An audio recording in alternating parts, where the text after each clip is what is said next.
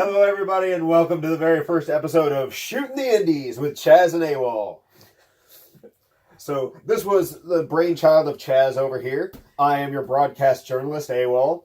I will be giving my side opinions, sidebars, and any views I feel necessary. So, screw you and everything you wrote in on. Pretty much. All right. Damn it. This is going to be fun. And we'll try and keep Chaz from laughing constantly at the things I constantly say. Look, 15 years I don't talk. And the one time I let him talk, all he said was, okay. Yeah. Mm-hmm. Give me the mic. Okay. Yeah, okay. No. Yeah. Terrible. Awful. I had to get the mic and take it back to you. And that was in the middle of promos, and that's a good thing that we're talking about that, because that is our first topic. If you behold our beautiful logo back here that you can barely see, because we didn't think this through and put no planning into this whatsoever. But, promos. That one shows up. Exactly. All right. Promos in the indies are what they are. There have been some great ones. Me, for instance. Then there have been some terrible ones. Jimmy. Fucking Chaz and his weirdness. Right. I've done 3 live promos. Yeah. And 1 filmed. In 13 years. Yes. You've made an entire career out of not talking to people. And I've made an entire career out of doing nothing but talking at people. That's because I know I can't talk. Well, thank God for that. Right. At least you have self-actualization to know that you can't talk. Now, there are some people on the Indies, especially in, let's say, Northwest Florida. Right. I can't say the Gulf Coast because that's like Tallahassee over to Louisiana. I have no clue where the Gulf Coast actually ends. Right. But, God, they suck. Yeah. YouTube is inundated with indie wrestling promos that are god-awful and make you want to stab a pencil in your ear. And a lot of people don't understand. Ooh, look at that. Now you know our next thing. If you could actually read that, I'll be impressed. But a lot of people don't understand what promos are for, and it's a very simple concept. Promos are to get your match over. The next match you're going to have, the feud you're having, the storyline you're playing into. It's all to get that over, not you. Why would you be trying to get yourself over, burying your opponent, telling them that they're crap and awful and shit and a worthless piece of crap, and then if you beat them, all you did was beat a worthless piece of crap. And if they beat you, then you look like an idiot now. Like Paul Heyman said it best. In a promo, you're trying to sell something. You're trying to merchandise what's next. And if you're just cutting a promo making you the biggest thing, all you're selling is you. You're not selling the product as a whole. And I've seen most of them. Most of them don't deserve to be sold at the dollar store. Oh, like their 4 fans, which are probably their girlfriend and family standing up and high-fiving them when they go to the ring. You know, you've been in the business 5 years. Only 67 people have ever seen you. It's a sad, sad state of affairs. And you're sitting on the internet cutting promos like you're Sid Vicious about to go kill somebody. It ain't gonna happen, brother. But I think if you want to go back to some of the greatest promos of all time, some of the greatest promo men of all time, you have to go to the king of the mountain there. You got to go to Ric Flair. Yeah. Because Ric Flair always put his opponent over. And Ric Flair would build them up to the moon, possibly Space Mountain.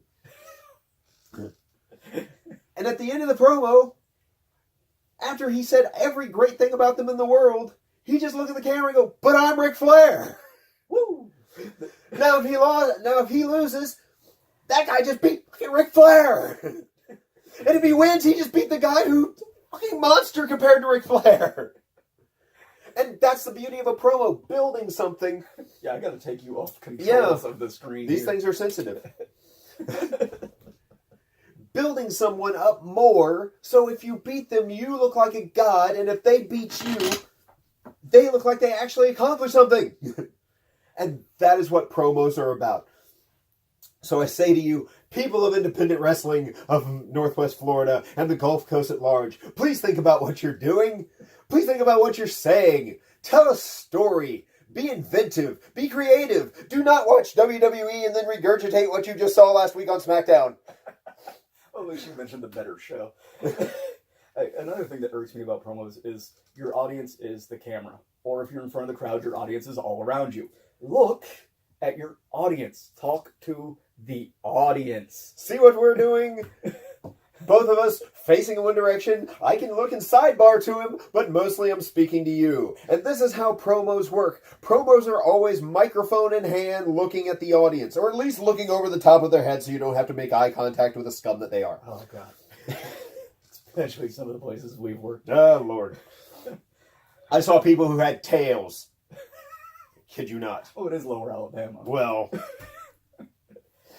Tails, incest, got all the little cheap Right. things you can do to get heat. Me and my wife got divorced, but she says we can still be cousins. Alright, so we done ripping on guys and their promos. Well, I'm not ripping on anybody. I'm trying to educate. True. I mean, we're not mentioning anybody by name. We're not calling anybody out. That's not what this show's about. This show is our view, our opinion, and we are not better than some of the people we talk about. But I'm not above ripping on some of you individually. He'll probably mention a name every now and again. He'll shoot on somebody every once in a while. I'll try not to. The biggest difference is that I don't have to do it through mass media. I'll come find you. True. I'll buy a ticket to your show just to come and whoop your ass. There you go. Alright, so... So, move on to the next topic. Yeah, which... This happened here recently. You definitely cannot read inside my Matrix script here. But this is crappy editing. Yeah, it's pay at benefit shows. Should pro wrestlers be paid to work a benefit show? My vote is no. I would have to agree with that completely. Yeah. You signed up to do a benefit show, a benefit for a charity or a benefit for an individual person who needs your charity. You don't get pay at that point. You're donating your time. That's your contribution to the charity. It's your time, your effort, your name. You know, no matter how big or small your name is, that's what you're giving to the charity. Now, don't let that be said that there's not ways to make money at a benefit show. That's what gimmick tables are for. Yes. You get your merchandise together. You tell the guy who's booking the benefit show, "I'll do it if I get to set up a gimmick table," and then you sell your gimmicks to the crowd. This isn't complicated. This isn't rocket science. I've seen it done 100 times. And guys make good money because people come to the benefit show. They want to buy gimmicks, regardless of if it's a benefit show or if it's a regular show. They want to buy your t-shirt. They want to buy your 8x10 glossies. God knows a lot of you are ugly, but so I wouldn't suggest doing that for everybody. I've seen people sell their best of DVDs or God knows what else. Stickers, buttons, old wrestling figures. It's weird what can be sold at a wrestling show. It's the wrestling swap meet show. Exactly. But you can make money doing that. You don't have to be paid from the promoter's pocket. But remember, you signed up to do a benefit show. You donated your time to a charity. That's your job at that point. Yeah, I mean, and a little sidebar.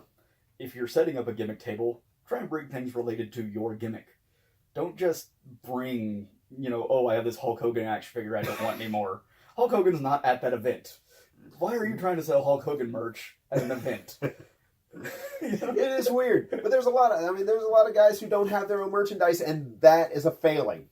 I spent years trying to get my own t-shirts made. It took me a long time, and then we finally got our own t-shirts made for our tag team, and they sold like hotcakes. We made oodles of cash off those things. And we made all our money back plus some, and we still have like 3 or 4 available in sizes that aren't common. Yeah, exactly. Like we still have I think 3 of the smalls available. So either some of you need to start wearing shirts that don't fit you, or you need to start becoming odd sizes. Yeah, because we still have egotastic shirts, and those things need to push. Exactly.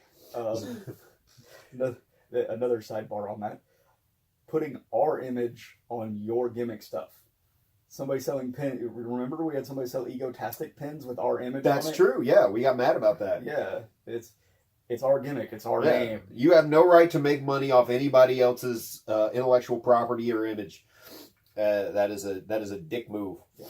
We might have to do this whole subject next week. Maybe. Yeah. We are definitely going to try and film every week, no matter how horrible our topics might be. And remember, this is a work in progress. This is shitty. This is shitty. And what we're saying might not appeal to you. But screw you, we got stuff on our minds. Exactly. And they asked for this like a year and a half ago, but they asked for it. I remember people asking, Yep. Chaz, we'll do a web show. Well, here it is. I want to see what grinds my gears with Victor Crew. No, you don't. No, you don't. Never do you want to. Not because I wouldn't be able to come up with stuff to say. It's mostly because YouTube wouldn't let me monetize that page. Never. But moving on to our next subject. which is our more infamous subject. Now, we said that this was called Shooting the Indies, but don't let that distract you from the fact that every once in a while some crazy shit happens in the big world of wrestling, and we will bring it up because it's hilarious. Right. Well, and Enzo technically might be an indie worker. I don't know. He's doing his rap game. I don't really keep up with anything. But why would you pay money to go to the company that you no longer work for to get kicked out of the show because you're trying to create a scene for yourself? For all of you that don't know, 2018 Survivor Series, Enzo Amore showed up in the second row, stood up on a chair, and started doing his whole "you can't teach that" promo spiel to absolutely 6 people around him who could actually hear him over the match that was going on in the ring. Yeah. Taking away from an awesome tag team match. There was an amazing tag team match going on at the time. The ending of that I thought was hilarious because I'm Attitude Error and NWO Boom Baby. But a lot of the interwebs is getting all mad over the whole P spot, which I don't get. That's funny. Yeah, exactly. It was 10 seconds of funny and they needed an ending to the matchup. It drug a little too long. But we're back to paying for it. Did. I think he didn't have the gimmick where he needed it to do. I don't know. Spot.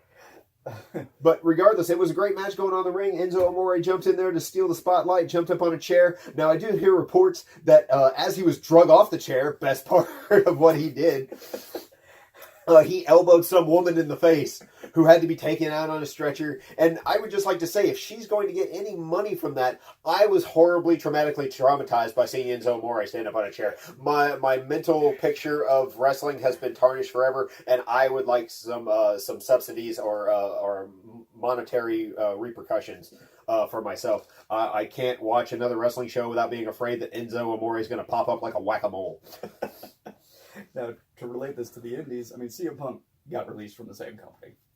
He went onto a podcast and aired his grievances because he was a big enough name that somebody asked him to come on their podcast. It was also his best friend at the time. You could do this on the indies too.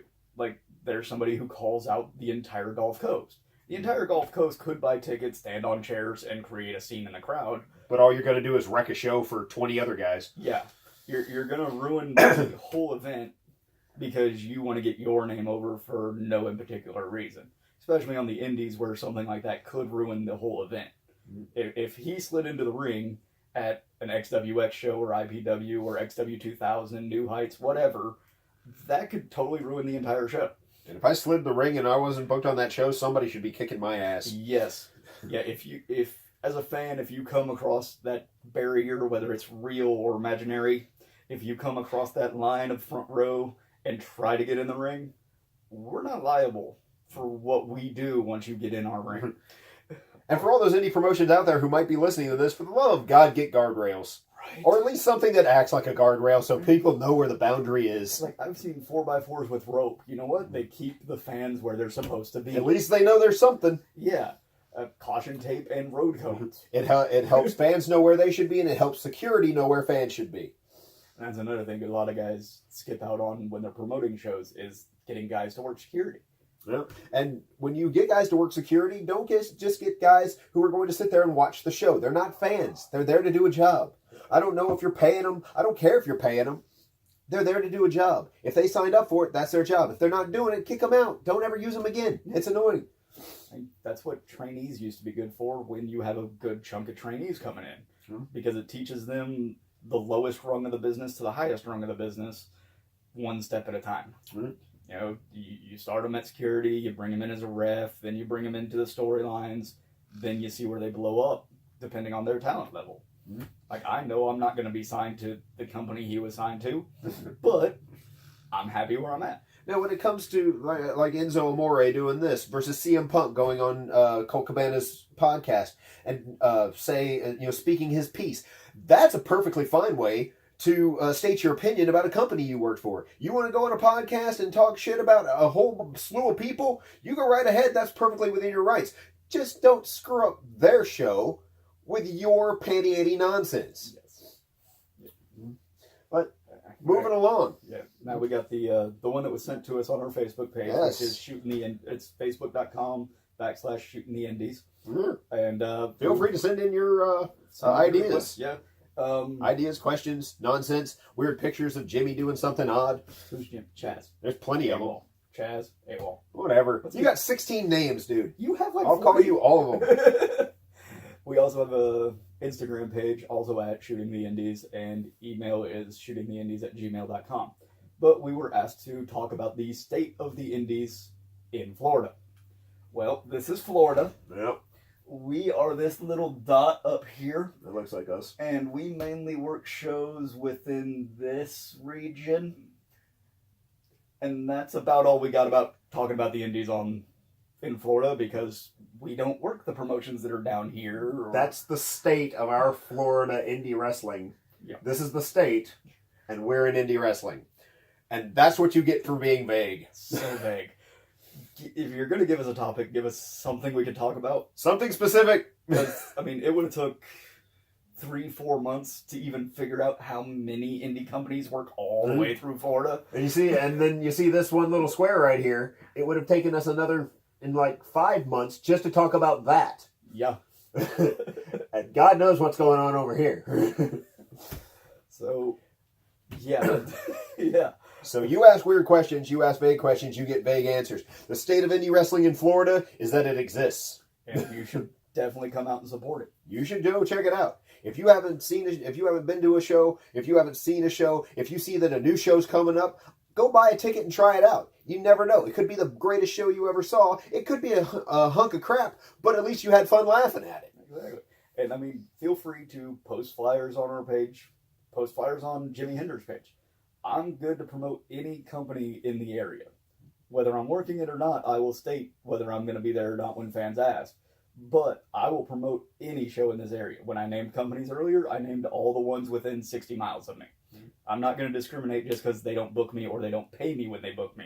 Yeah, that was a little shoot. That was like a 9mm, No. maybe a BB gun right there. And that's my little bit of advice to guys in the indies. Know what you're worth. Ask for what you're worth. Don't settle for a hot dog and a handshake. It ain't worth your health. Yes. We have a collective, I believe, 28 years of working in the independents in Florida, Alabama, and Georgia, and we're here to tell you it ain't worth your health to work for a hot dog and a handshake. Exposure is not pay. No. And don't do spots that you're gonna freaking kill yourself for 20 people in a crowd. Like, yeah, we want to give them the best show, the best experience we can. We want them to go home talking about it. But I'll be damned if I tear my rotator cuff again. It's not fun. It hurts a lot. That was 18 months on the shelf. Shoulder surgery is expensive. Yeah, 18 months on the shelf for one spot. I mean, I did end up winning the match. But I could have been hurt a lot worse. Got to get that plug in, but I won the match. Oh, yeah, I won. And every time I see that guy, I rub that shoulder. That's yeah, I know, you know who I'm talking about. That just popped. 4 years down the line, that's still popping. I think that's everything we intended to cover. Yeah, that's this week's show. Give us ideas for next week's show. Yeah. Message on the YouTube video. Go to our Facebook page at Shooting the Indies. Go to our Instagram page at Shooting the Indies. shootingtheindies@gmail.com. Make sure you like. Make sure you subscribe. We want to make money. Good. Yeah, we're trying to monetize this. We're trying to monetize this page and get us some cash in our pocket. I can't afford sleeves or pants. And feel free to comment on this video. Yeah. Because odds are we're annoyed enough to respond. We don't have lives. Oh, Jimmy doesn't. Yeah. Some of us have stuff to do, but I get bored and I will comment back. If you start arguing with me, you'll lose and cry, but... Yeah. But that's going to do it for this week, guys. We're going to see you here next week. Hopefully we'll have a better setup for what you're trying to do. Hopefully Jimmy's glasses won't reflect everything off of them and creep you out. Like he's a bug-eyed Dale Gribble from King of the Hill. I can do this, but then I can't see what we're doing. But that's going to be it for us, guys. We'll see you next time.